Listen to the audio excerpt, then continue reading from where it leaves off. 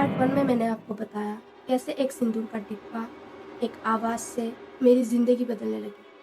लेकिन असली सच तब सामने आया जब वो जिन मुझसे मेरे हाथ से वो तावीज़ को छीनने लगा। तब जाके मुझे रियलाइज़ हुआ कैसे एक छोटी सी चीज़, छोटी सी इग्नोरेंस आपकी लाइफ को कैसे बदलने लगती है। अगर मैंने 2 महीने पहले ही ये स्टेप ले लिया होता, तब आज इतना ज़्यादा प्रॉब्लमेटिक सिचुएशन नहीं होता मेरा। कुछ दिनों बाद मैं मेरी दादू के पास गई थी। एक दादू था मेरा जो ऐसे तावीज़ देता था।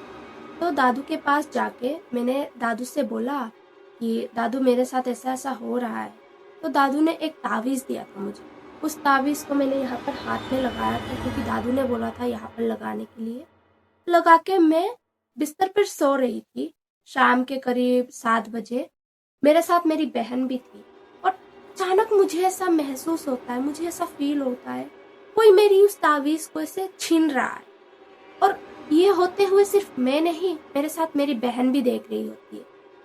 हम दोनों भाग के जाते हैं मम्मी के।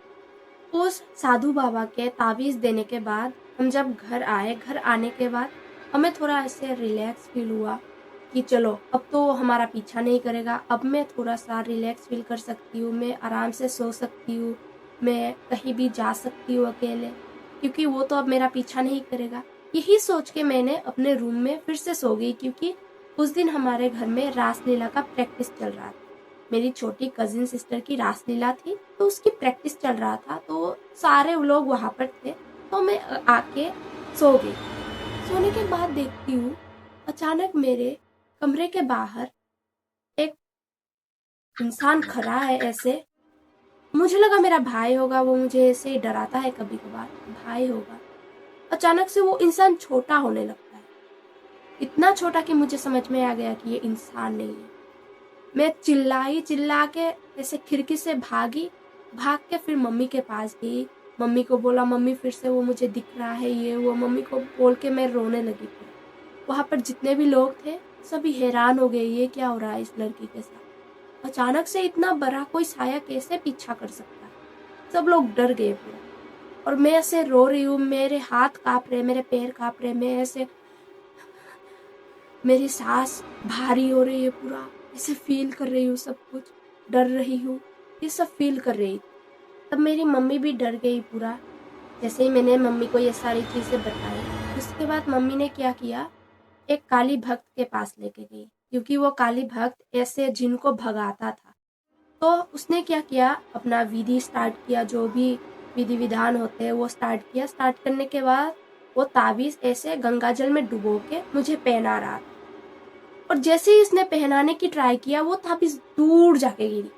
मेरी मम्मी भी देख रही है ये सब होते हुए, वो ताबीज़ देने वाला भी देख रहा है, मैं भी देख रही हूँ। अचानक हमने सोचा कि ये क्या हुआ?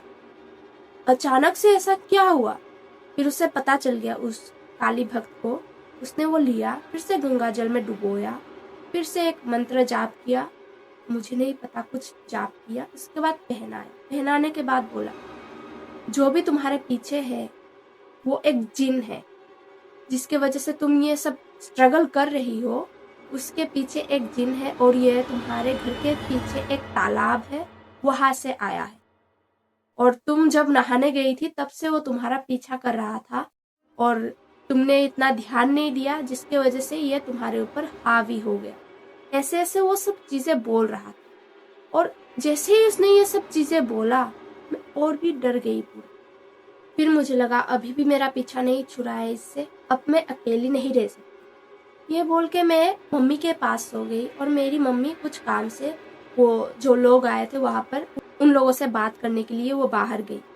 और जैसे ही मम्मी बाहर गई, मैं इधर सो रही थी क्योंकि पूरा दिन मैं वहाँ से आई थी, थक गई थी पूरा, मैं आराम से सोना चाहती थी बस। तो मैं ऐसे लेटी हुई थी, अचानक से फ़ील होता है मुझे कि मेरी बॉडी की एक-एक इंच ऐसे पैरालाइज़ हो रही है।